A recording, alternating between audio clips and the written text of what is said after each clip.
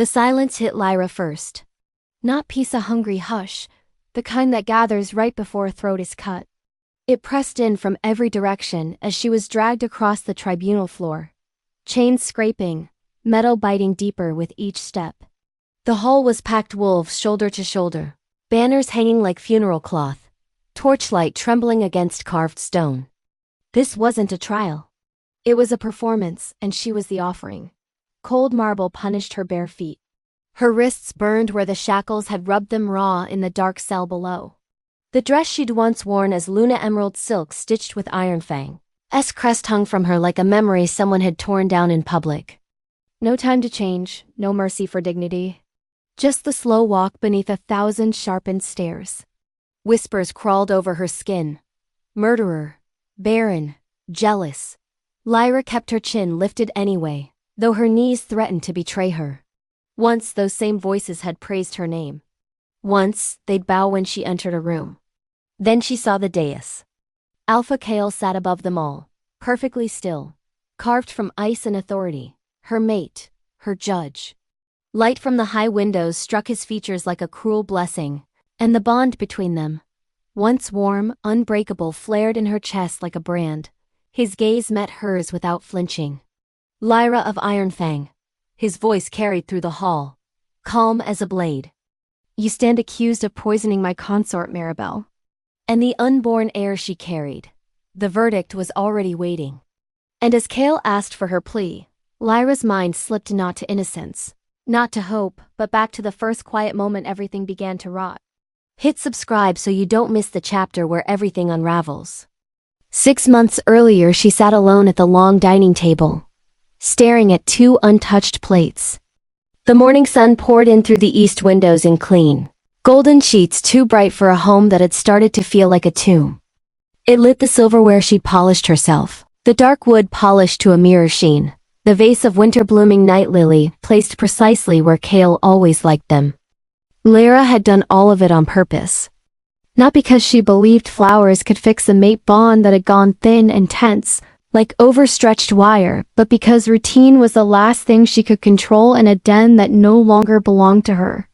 She had made Kale's favorite meal. The kind he used to claim tasted like victory after a long patrol.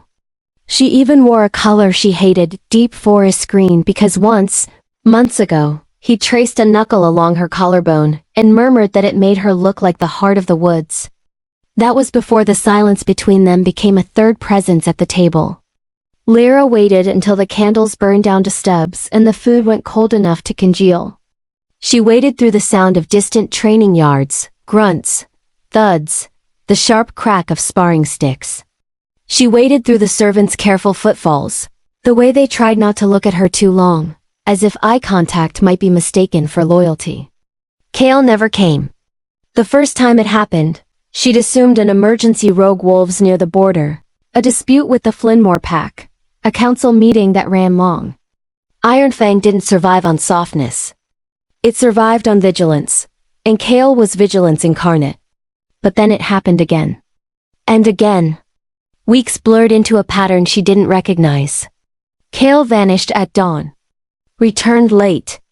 Smelled of cold night air and someone else's perfume, sweet, floral, cloying. He would say pack business as if the words were enough to end the conversation. As if she were a subordinate asking for permission rather than his mate asking for the truth. Lyra learned to swallow questions like stones. Because asking made him colder. Because asking made the bond between them flare not with warmth, but with irritation. A harsh tug in her chest, like a leash snapped short. And because the castle had ears. Iron Fang's keep was built from black stone and old victories. Hallways that curved like ribs.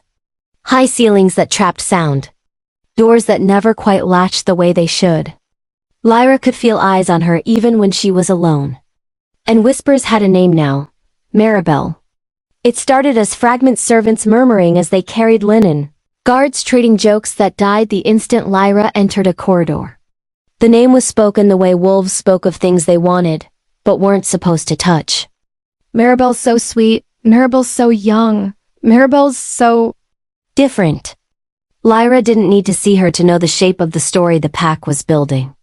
Where Lyra was composed and controlled, Maribel would be soft.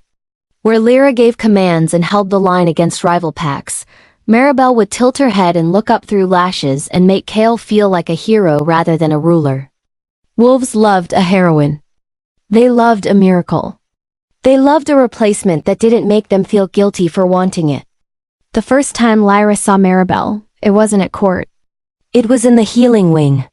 Lyra had come to speak with the head healer about supply shortages, winter herbs, salves, the kind of unglamorous details that kept the pack alive.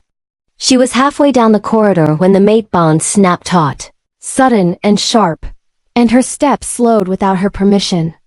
Kale was in the doorway. He wasn't alone. Maribel stood close enough to him that their shoulders nearly brushed. She was wrapped in a pale cloak that made her look smaller than she was. Her hair was glossy and light, and she wore innocence the way some wolves wore armor, soft and bright and impossible to strike without looking monstrous. Kale's hand rested at the small of her back. Not protective in the way a king protects his people. Possessive. Familiar. Lyra's lungs tightened, not with jealousy, not the childish, frantic kind they'd later accuse her of, but with something colder. Recognition. Kale looked over, and for a heartbeat, Lyra expected shame. A flicker of guilt. Anything that acknowledged the bond between them meant more than habit. His expression didn't change. Lyra, he said, tone clipped. Formal. Not mate. Not Luna. Not even her name the way he used to say it when they were alone. Maribel turned as if surprised to see her, though Lyra could smell the lie beneath the sweetness. She dipped into a graceful curtsy. My Luna, Maribel murmured. The words sounded respectful. They weren't. Lyra stepped forward, the hem of her gown whispering over stone. She stopped at a distance that would have been polite in any other context and unbearable in this one. Alpha, she said, because if he insisted on distance, she would give it to him with steel wrapped around it. I was not informed you were meeting in the healing wing. Kale's jaw flexed. I don't need permission to walk through my own keep. Lyra held his gaze. You don't. But I do need to know who we are bringing into our inner halls. Security is part of keeping Ironfang stable. Maribel's hands tightened around her cloak. Her eyes went wide, glassy with the first hint of tears. Kale's attention flicked to her instantly, automatically, and something in Lyra's chest tightened again. He turned back, and the cold arrived in full. Maribel is under my protection, he said. That's all you need to know. Lyra felt the mate bond pulse, as if protesting on her behalf, as if the ancient magic itself couldn't quite reconcile mate with dismissed. Under your protection, Lyra repeated softly. Kale's eyes hardened. Careful. It wasn't a warning for the pack. It was a warning for her. In the corridor, the air tasted like antiseptic and winter. Lyra could hear the distant drip of water from a cracked stone seam. Somewhere in the courtyard, wolves laughed young ones, carefree. She realized with quiet clarity that the keep was changing around her, and she was the only one pretending it wasn't. Of course, Lyra said, voice calm enough to cut. If you're making decisions that affect Ironfang's political stability, I would have appreciated being included. That is after all what a Luna is for. Kale's mouth tightened. Maribel's tears slipped free like pearls, perfectly timed. I'm sorry, she whispered, as if Lyra had attacked her. I never wanted to cause trouble. Kale only said I'd be safe here. Lyra didn't look at Maribel. If she did, she might see the satisfaction hiding behind the trembling lips. Instead, she watched Kale. And Kale did what Lyra had started to fear he would always do now. He chose softness over strength. He stepped between them, subtly placing his body as a barrier, between his mate and his guest. You're frightening her, he said. The words landed like a slap. Lyra's hands curled at her sides. She unclenched them slowly. Regal. Controlled. A Luna in the middle of her own undoing. I haven't raised my voice, Lyra said. I haven't threatened her. But if my presence frightens her, then perhaps she should reconsider living in an alpha's keep. Maribel flinched like a wounded fawn. Kale's eyes flashed. Enough. And there it was. Not a discussion. Not a partnership. Not even respect. A command. Lyra dipped her head, because wolves were watching from the far end of the hall now, pretending they weren't. As you wish, Alpha, she said, each word polished and poisonous. I'll return to my duties. She turned away before Kale could see what flickered across her face. Not tears. Not despair. Calculation. Because Lyra had spent years learning how to survive in rooms full of predators. She just hadn't realized one of them would wear her mate's scent. After that day, the keep stopped pretending. Maribel began appearing in places she didn't belong, near council chambers, near the training ring, near the Alpha's private quarters. Always close enough to be seen. Always just distant enough that if Lyra challenged it, Kale could accuse her of paranoia. And the pack adjusted fast.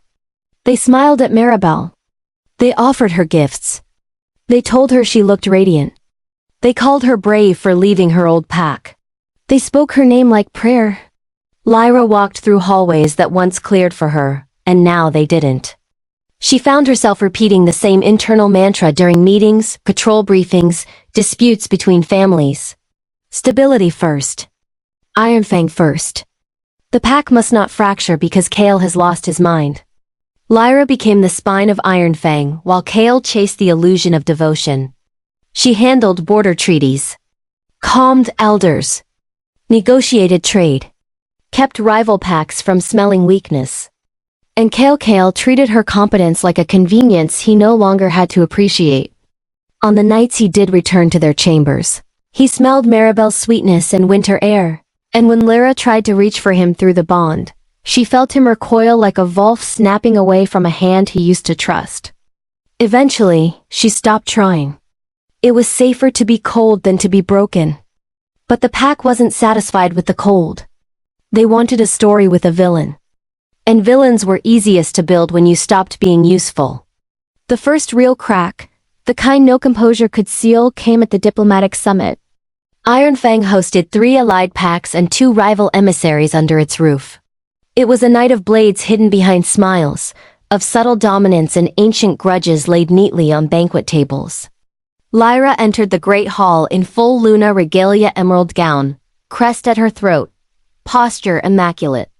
She was ready to do what she always did, hold Iron Fang together through sheer force of will.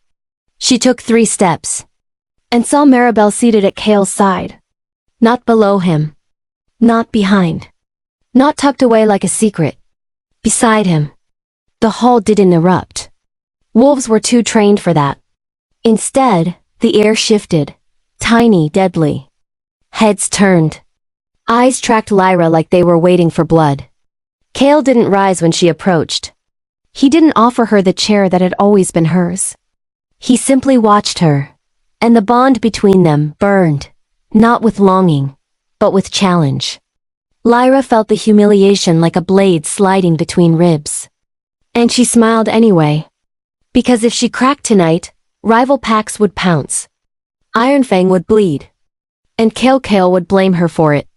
So Lyra took her place where a lesser seat had been arranged, and she played her role flawlessly.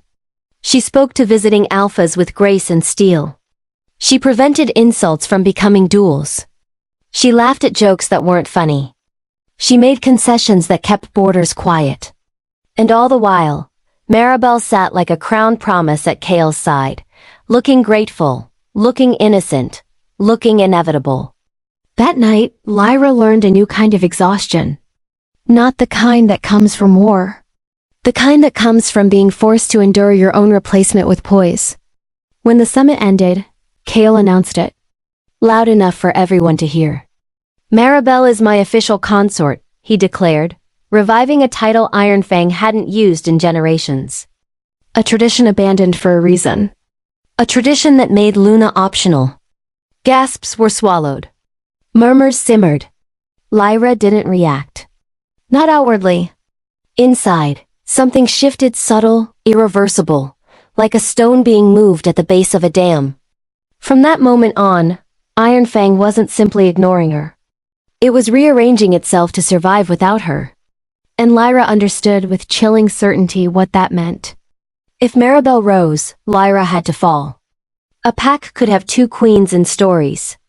In reality, it only ever tolerated one. The memory fractured, and Lyra was back on the tribunal floor, chains biting, marble cold, the hall packed with wolves hungry for an ending. Kale's voice cut through the hush again, calm and merciless. "Lyra of Iron Fang," he said, eyes like winter stones. "How do you plead?" Lyra drew in a slow breath. Kale's question hung in the tribunal hall like a noose, silent, final, already tightened. Lyra's lips parted. No sound came. Not because she didn't have an answer, but because her body remembered something her mind refused to accept. This wasn't a question meant to be heard. It was a ritual meant to be completed. The pack needed the appearance of justice the way wolves needed moonlight, proof that the darkness had rules. Lyra swallowed once, tasting iron where she'd bitten the inside of her cheek. And then the marble beneath her feet dissolved into candlelight and music. And she was elsewhere, back in the night Iron Fang began to publicly unmake her. The diplomatic summit hadn't started with violence. It never did. It started with silk and smiles and blades kept politely out of sight. Lyra entered the great hall as Luna, spine straight, shoulders squared, the crest of Iron Fang cold against her throat. The chandeliers overhead glittered like trapped stars. Wolves from allied packs lined the long tables, their scents layered thick in the air, pine and ash, and old blood grudges papered over with wine. She was prepared. She always was. Prepared to smooth egos. Prepared to intercept insults. Prepared to keep Kale's pride from igniting a war. For a brief, foolish heartbeat, she believed she could still do it. Then she saw the throne dais. Kale sat in the high-backed seat carved from black stone and wolf bone, a position meant for an alpha alone. Beside him, close enough that their elbows might brush, sat Maribel. Not behind. Not below. Not as a servant or guest. Beside. The room didn't gasp. Wolves were too trained for open shock. But Lyra felt it anyway, the invisible tilt of the hall, the sudden recalculation in every gaze. Aluna's power wasn't only law. It was perception. It was certainty. And in one move, Kale had made the entire room doubt her. Lyra didn't stop walking. If she faltered, the wolves would smell it like blood. She approached the dais with measured steps, every inch of her posture saying what Kale would not. "I belong here." Kale watched her without expression.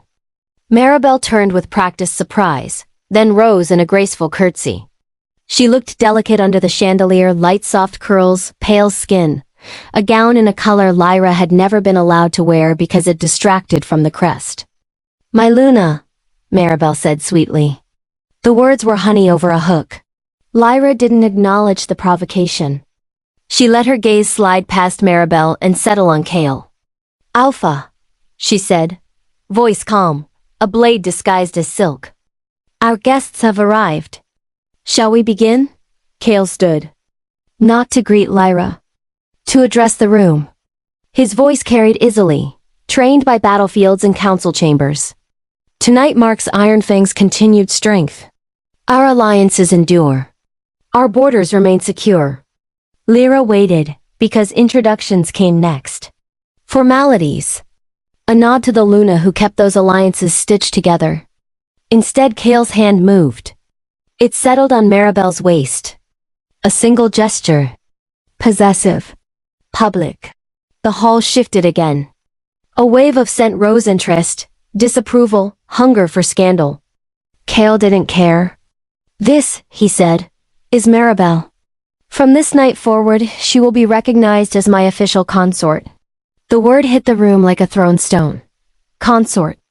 A title Iron Fang hadn't used in generations.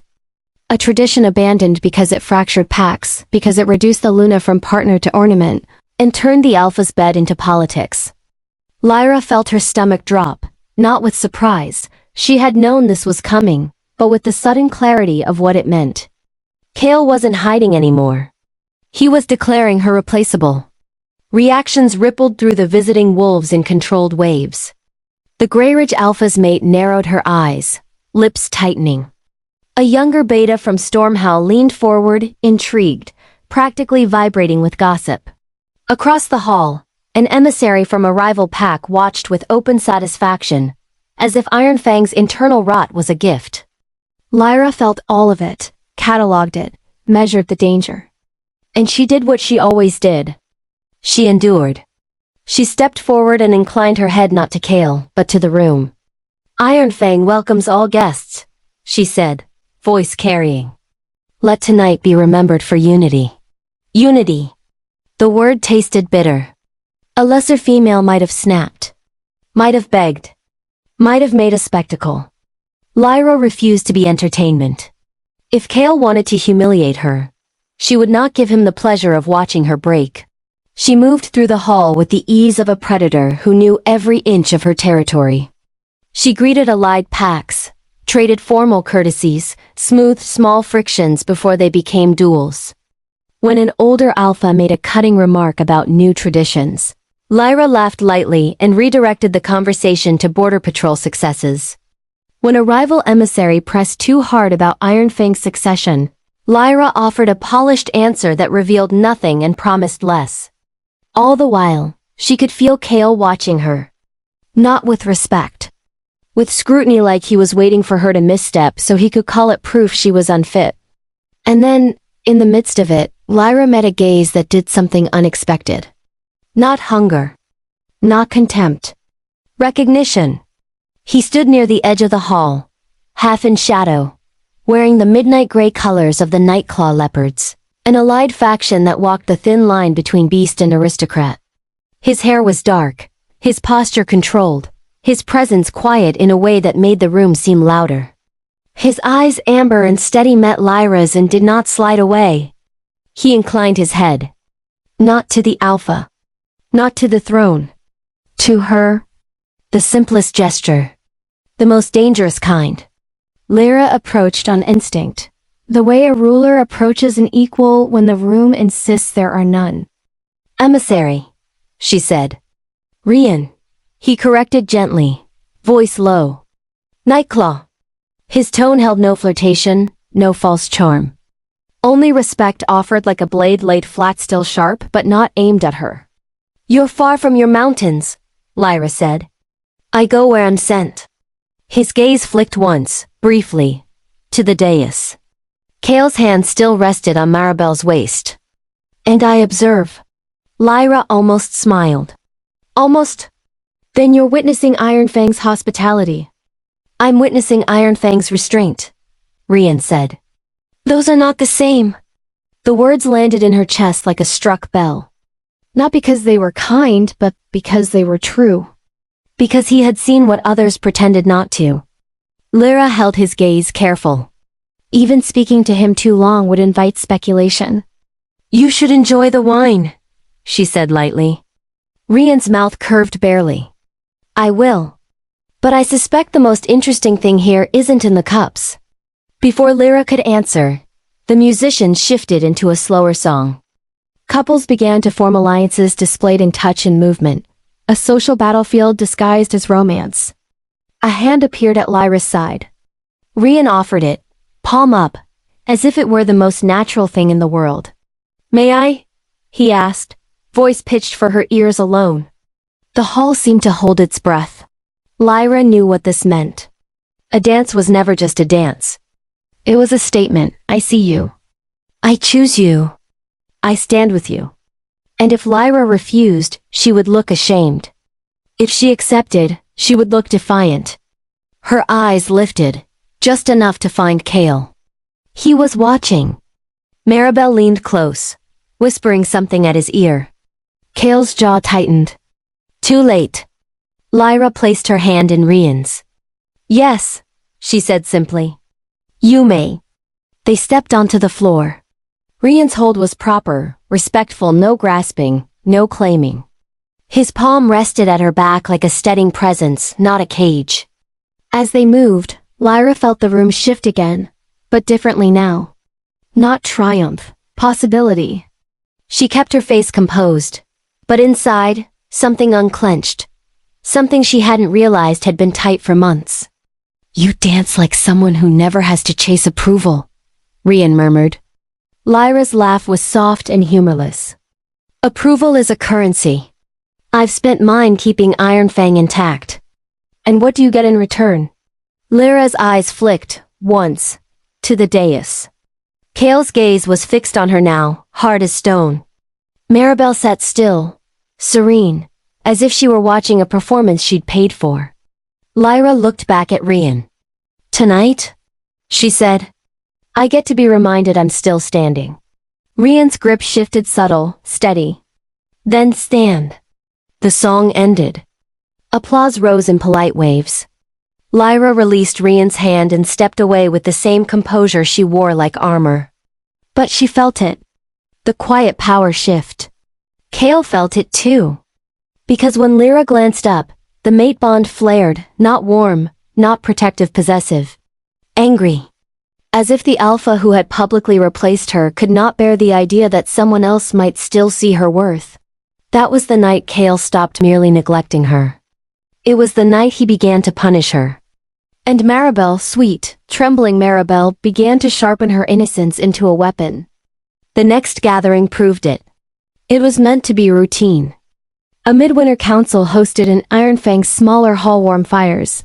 Heavy drapes, a ring of elders and officers discussing patrol routes and trade. No rival packs. No spectacle. No reason for blood. Lyra arrived early, as always, and took stock the way a commander took a battlefield. Entrances. Exits. Guard placement. The scent of the room calm, controlled. Then Maribel entered. And the air changed. It wasn't obvious at first. A faint sweetness beneath her perfume. A shift in her posture, shoulders drawn back, throat exposed, breathing a fraction too quick. Heat. In public. Unthinkable. Dangerous. A breach of pack law so old it was carved into stones. A female in heat did not enter a hall of unmated wolves, unless she wanted violence. Around the room, heads turned. Nostrils flared. Spines straightened.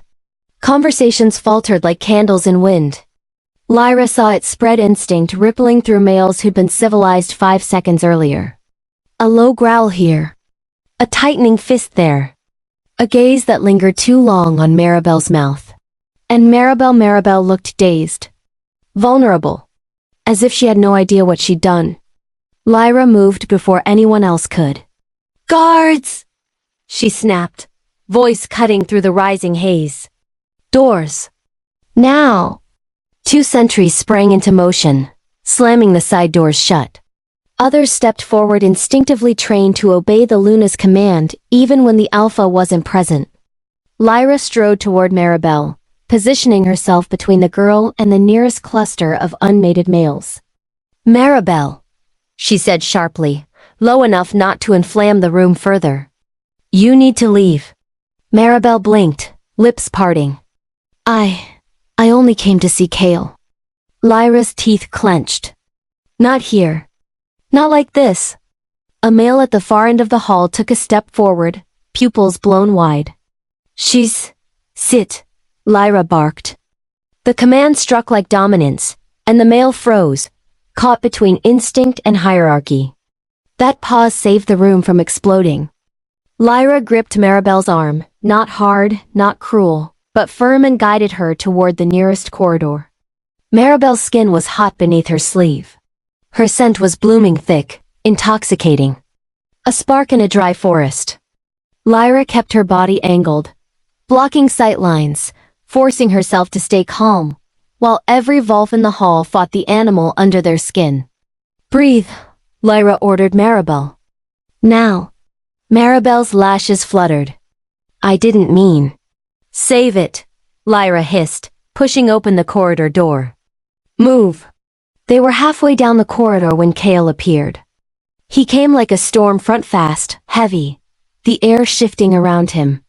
His eyes were dark, his expression furious, and for one terrible second Lyra thought he understood. She thought he saw the danger. She thought he would recognize what she'd just prevented. Instead, his gaze locked on Maribel, then snapped to Lyra's grip on her arm. And something ugly twisted in Kale's face. "Let her go," he said, voice low and lethal. Lyra released Maribel instantly because the bond flared with warning, because Kale's dominance rolled outward like pressure. "She entered heat in a council hall," Lyra said, holding his gaze. "I'm getting her out before someone loses control." Kale stepped closer, eyes bright with rage. "You're dragging her like she's a criminal." Lyra stared. She could have been torn apart. Maribel made a small sound, half sob, half gasp, and stumbled into Kale's arms. Kale caught her, cradling her like something precious. Maribel's hands clutched his jacket. Her breath hitched. "I'm sorry," she whispered. Everyone looked at me like I was. Kale's jaw tightened. His eyes never left Lyra. "What did you do to her?" Lyra's stomach went cold. "I saved her," she said evenly. Kale's voice sharpened. "You humiliated her." Lyra exhaled slowly, fighting the impulse to laugh, because the alternative was to scream. "I issued orders. I contained a threat. If you'd rather the hall had erupted into violence, say so." Kale's nostrils flared. "Don't speak to me like I'm an idiot." Lyra's fingers curled once at her sides, then unclenched. "Then don't treat me like your enemy." Kale's eyes flashed and something in him wanted to hear that word, enemy. Because it gave him justification. Maribel's face was buried against his chest now. But Lyra could smell her tears sharp and convincing. She could also smell something else beneath it. Satisfaction. It was subtle. Almost imperceptible. But Lyra had negotiated with vipers and survived. She knew the scent of a trap. Kale pulled Maribel tighter and said, as if delivering a verdict, "You're cold, Lyra. You always have been. And now you can't even hide your jealousy." Jealousy. There it was, the story the pack could digest. The story that made Kale's betrayal sound like Lyra's failing. Lyra's gaze stayed on Kale, but her understanding settled like ice in her bones. Maribel wasn't careless. Maribel was deliberate. And Kale was eager to believe the version that required the least self-blame. After that, the keep's atmosphere turned hostile in small, plausible ways. A servant forgot to deliver Lyra's messages. A guard delayed opening doors.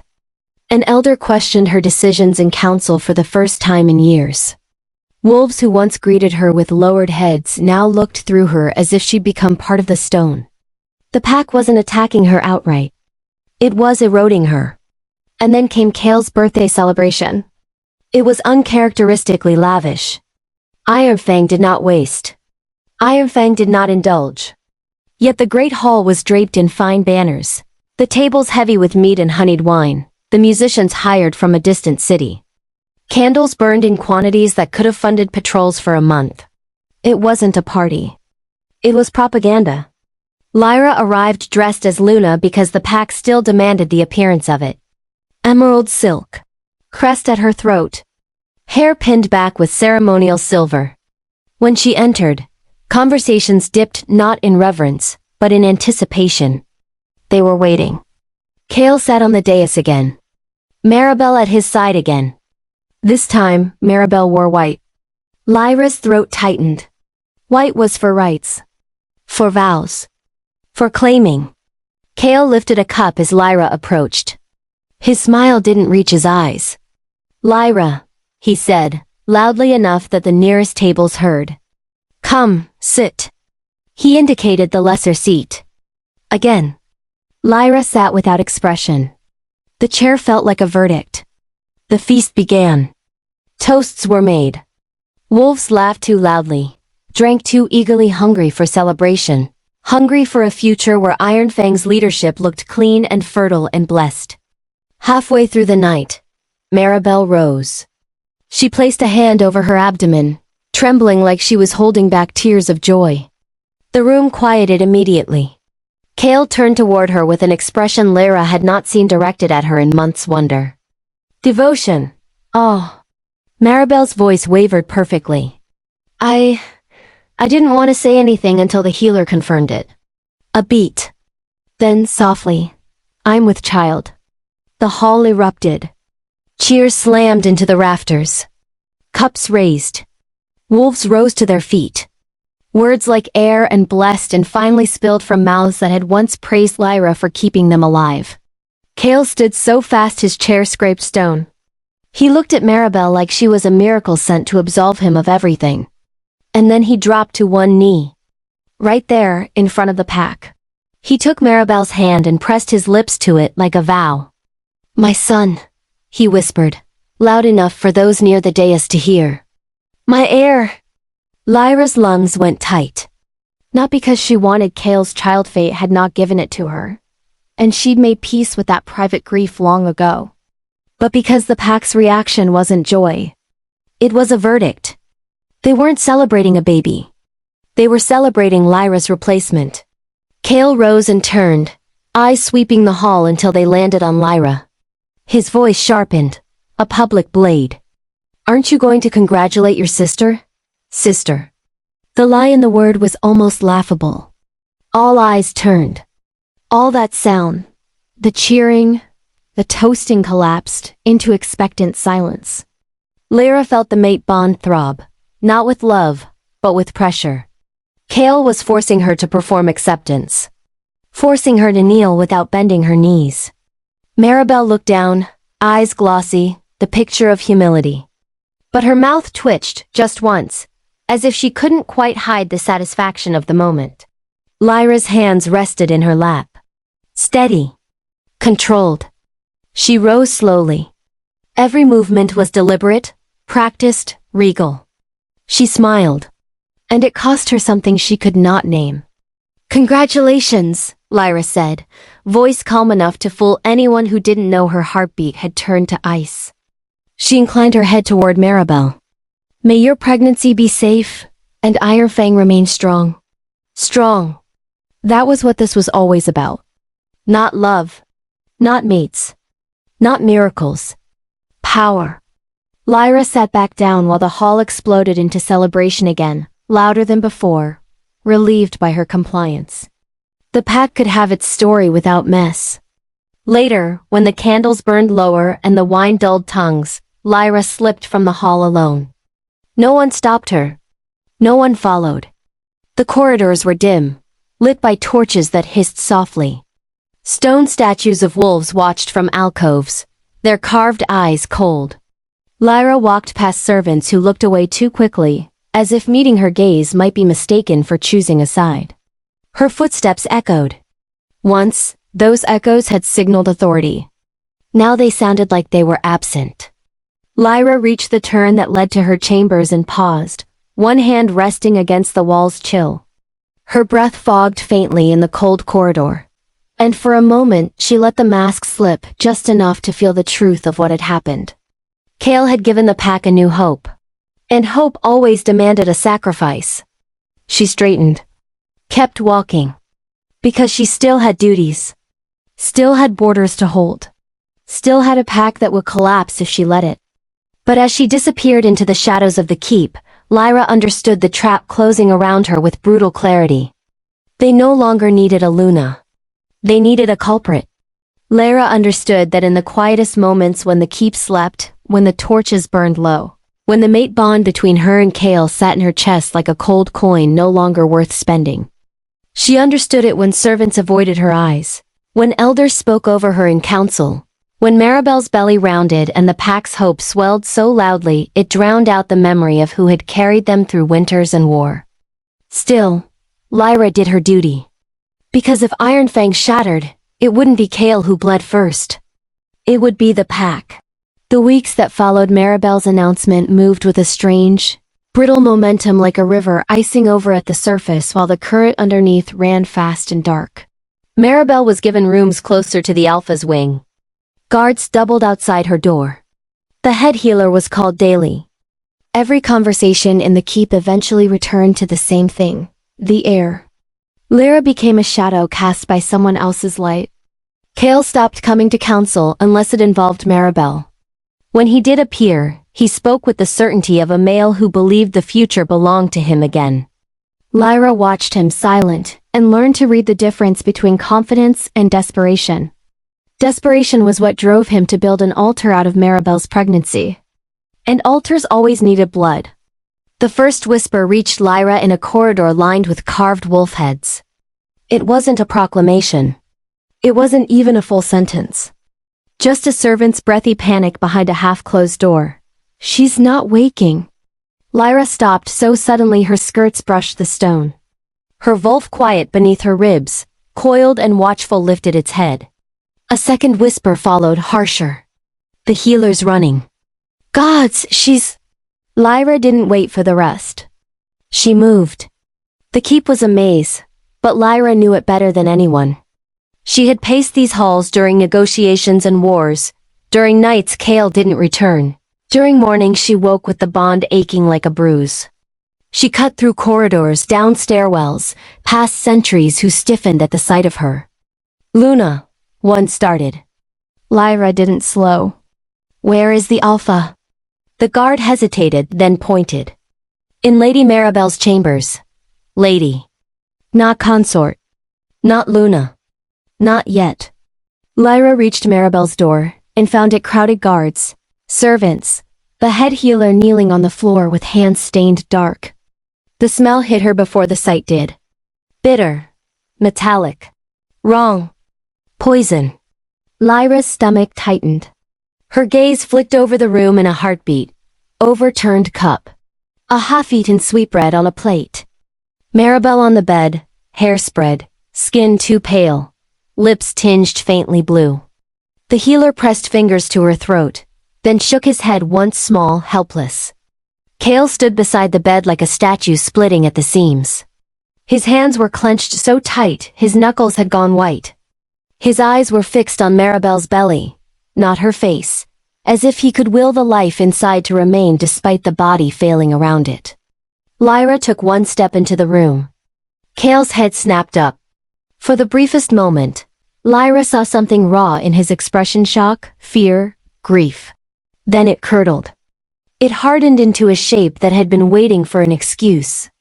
His gaze dropped to her throat, her crest then returned to her eyes with a clarity that felt like a verdict. You, he said. It wasn't an accusation yet. It was worse.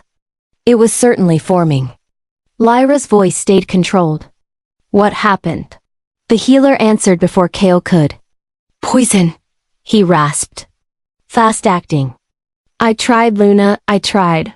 Kale's breath hitched. He didn't look at the healer. He didn't look at the servants weeping in the corner. His eyes stayed on Lyra as if she were the only thing in the room that mattered. As if Maribel's death was simply the door he'd been waiting to walk through. Lyra's spine went colder.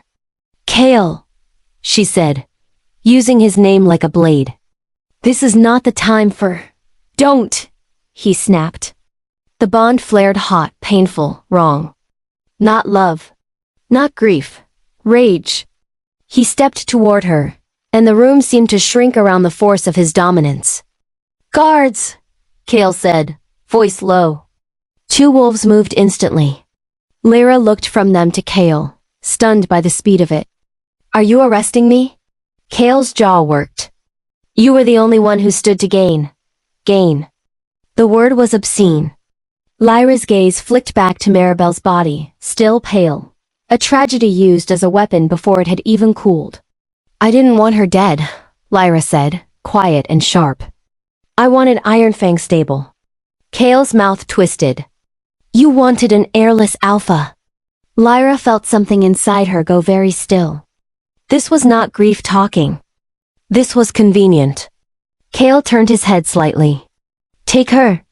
The guards seized her arms. Shackles clamped onto her wrists with a finality that made several servants gasp. Alpha, the healer began, voice strained. We should investigate. We should. Kale's eyes cut to him like a knife. My word is investigation. And just like that, the keep learned what it meant when an alpha needed a story more than he needed the truth. Lyra didn't fight. Not because she couldn't, she could have shattered a guard's throat before the second blinked. but because violence would give them what they wanted. A monster. So she allowed herself to be dragged through corridors that now felt unfamiliar. She saw faces peering from doorways, eyes wide with fear and excitement. She heard the whispers already changing shape. Murder. Jealousy. Baron Luna. She finally snapped. Lyra kept her head high. Her Wolf stayed silent, but she felt it pacing behind her ribs, claws clicking on bone. In the dungeon below, they stripped her of her crest. The clasp at her throat snapped open. Silver hit stone with a soft, brutal sound. Lyra watched it fall and thought distantly. So this is what it looks like when a life is erased. They left her in darkness. No hearing. No counsel. No chance to speak. Time passed strangely down there, measured only by dripping water and the distant thud of footsteps above. Lyra sat with her back against the wall, and let herself feel what she refused to show. Not fear, but clarity. Someone had poisoned Maribel. Someone had ensured Lyra would be blamed. And Kale had accepted it with the relief of a male-offered absolution. When the cell door finally opened, torchlight stabbed her eyes like punishment. Up, a guard barked. Lyra rose without a word. The chains went on. Her feet were left bare. Her dress, once emerald, once regal, was returned in tatters as if dignity were a privilege for the innocent. They dragged her up the stairs. Toward the tribunal. Toward the spectacle. Toward Kale's calm voice asking, "How do you plead?" Lyra drew in a slow breath. This time she spoke. "Not guilty," she said, and the words rang with the steady certainty of a wolf who knew the hunt had already begun. The hall answered with a roar of murmurs. Not surprise, Ironfang had already decided what it believed, but satisfaction. Like a crowd pleased to see the victim stand still for the blade, Lyra stood in the center of the tribunal floor. Chains heavy on her wrists, cold marble beneath her bare feet. The air was thick with bodies and heat and judgment. Banners hung from the stone pillars, Ironfang's crest beside visiting pack sigils. Every pack within traveling distance had come to witness. Trial was meant to find the truth. This was meant to confirm it. At the highest dais, Kale sat unmoving. His posture was flawless. His expression was the same carved ice she remembered from the night he declared Maribel his consort. It was almost easier to hate him for rage. This emptiness was worse. A clerk recited the charges in a voice that tried to sound official and failed. Poisoning, murder, treason against the Alpha's bloodline. The words piled up until they felt less like accusations and more like permission. Permission for the pack to discard her. Then the witnesses came. An elder stepped forward first. One Lyra had fed at her own table. His voice shook with outrage that smelled faintly rehearsed. Lyra always resented the consort, he said. We all saw it. Her coldness. Her bitterness. Lyra watched him without reaction. She remembered patching his son's wounds after a border skirmish, fingers steady while the boy screamed. She remembered the elder's gratitude then. Gratitude was a short-lived currency. A servant followed, eyes downcast. I saw her near Maribel's door, she whispered. The night before. Lyra's gaze flicked to Kale. Kale did not look back. Another servant claimed Lyra had argued with Maribel over the child. A guard claimed he'd seen Lyra in the kitchens. The head cook swore Lyra had access to herbs for remedies. He added, as if that made it damning. Circumstantial. Loose, threadbare. But the pack did not want fabric. It wanted rope. Kale allowed each testimony to land like a stone on Lyra's chest. And each time the crowd murmured, he offered the faintest not approval. Not sorrow. Lyra spoke only when required. When asked if she had been in the kitchens, she answered, yes, I manage the keep supplies when others fail. When asked if she had argued with Maribel, she said, I warned her about entering heat in public. That is not an argument. That is law. When asked if she hated Maribel, she paused just long enough that the hall leaned forward. I did not hate her, Lyra said. I feared what she was being used for. A ripple of sound moved through the crowd unease. Then anger. Kale's eyes finally lifted to hers. And for a heartbeat, Lyra felt the mate bond pulse, not with love, with irritation. Used, Kale echoed, voice quiet. Lyra held his gaze. yes. Kale's jaw tightened. By whom, Lyra? By me? The trap was laid. If she said yes, she would be insubordinate. If she said no, she would be lying. Lyra chose something else. By the story this pack wanted, she said calmly. A miracle. An heir. Someone soft enough to worship. A sharp murmur. A few growls. Kale leaned back slightly, as if she'd confirmed something he'd already decided. So you admit resentment. Lyra's lips curved not in humor, but in cold recognition. I admit reality. Kale's voice sharpened. Reality is that Maribel is dead. My heir is dead. And you, my mate, stood to lose everything if she lived? Lyra stared at him. The bond between them burned, an ancient tether twisted into a chain. Once, it had been warmth, protection, the quiet certainty of belonging. Now it was a wound he kept pressing. Lyra's voice softened, and the softness was more dangerous than shouting. If you believe that, she said, then you never knew me at all. For the first time, something flickered in the hall. Not sympathy. Doubt. It moved in small places, an officer shifting his weight. An allied alpha's mate narrowing her eyes. The faintest stiffness in the guards near the doors. Not everyone was convinced. Not everyone was comfortable. And in the back of the hall, half shadowed beneath a foreign banner, Lyra saw amber eyes watching steadily. Rin. He did not react. He did not speak. But his gaze held a quiet calculation that made Lyra's Wolf stir, recognizing a predator who preferred truth over noise. Kale noticed the shift too. His eyes swept the crowd, reading it, and something in his posture tightened. He could not allow doubt to spread. Doubt was how alphas lost THRO and ES. So he ended the performance. Kale rose. The hall went silent so fast it felt like the air had been stolen. He stepped forward to the edge of the dais. Towering above Lyra, the image of authority polished to a deadly shine. His voice carried without effort. Lyra of Iron Fang, he said. For the crime of murder against my consort and unborn heir. And for treason against your alpha. He paused, letting the moment sharpen. I sentence you to death. The words hit the stone and shattered something unseen. The crowd erupted, some cheering, some gasping, some too silent. Lyra didn't move, not because she was numb, because she felt it. The mate bond tight. Burning, poison flared violently across her chest as if it had been stabbed. For a fraction of a second, pain surged through her like lightning, bright enough to steal breath. Then, a snap, not audible to the hall, but absolute inside her. The bond broke. And instead of devastation, Lyra felt release. Like a shackle falling away she hadn't realized was still locked. Warmth did not flood back in. Love did not return. There was no tender grief, only clarity so sharp it bordered on serenity. Kale blinked once. Just once, his expression hitching as if he'd felt the severing too. His fingers flexed at his sides, a reflex of something lost. Then his face hardened again. Lyra's Wolf lifted its head fully now, not shifting outward. Not tearing through skin, but rising in her spirit like a sovereign reclaiming its throne. She felt its presence settle at her back, heavy and calm. Unbroken. A murmur spread through the crowd, different now. Not celebration. Unease. Because a condemned female was supposed to weep.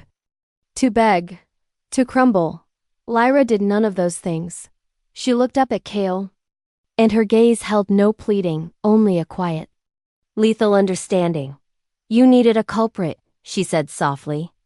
And the nearest wolves heard it like a curse. Congratulations. You found one. Kale's mouth tightened. Take her? Guards moved in. Chains clinked. Hands seized her arms. Lyra allowed herself to be turned toward the doors. As they began to drag her away, she lifted her head higher, letting the hall see her face calm, composed. Eyes steady as winter. She caught Rian's gaze once more. He did not nod. He simply watched, As if committing every detail to memory. As if already planning the shape of what came next. The doors opened. Cold air swept in. Torchlight shivered along the iron of her chains. Behind her, Iron Fang roared and argued and celebrated and doubted. Ahead of her, darkness waited. Lyra stepped into it without flinching. They thought condemning her would end the story. They were wrong. If this story caught your attention, subscribe so you don't miss the next tale.